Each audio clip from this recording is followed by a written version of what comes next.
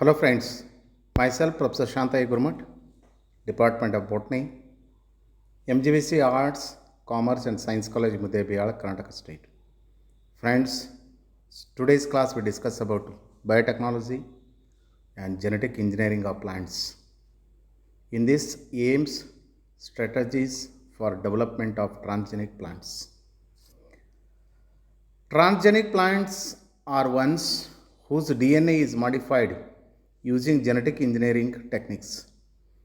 The aim is to introduce a new trait of the plant which does not occur naturally in the species. A transgenic plant contains a gene that have been artificially inserted. Transgenic means that one or more DNA sequences from another species have been introduced by artificial means. Transgenic plants can be made by introducing foreign DNA into a variety of different tissues.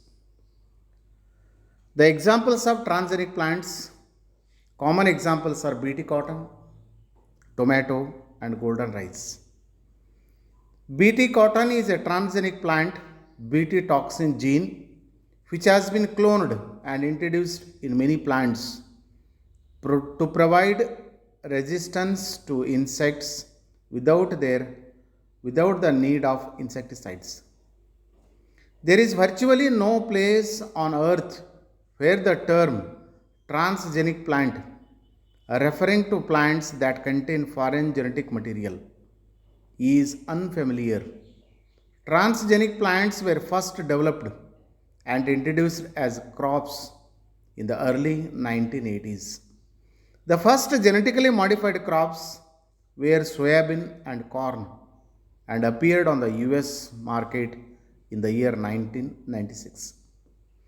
Transgenic plants which exhibit increased pest and disease resistance can prevent global production losses which are currently greater than 35%.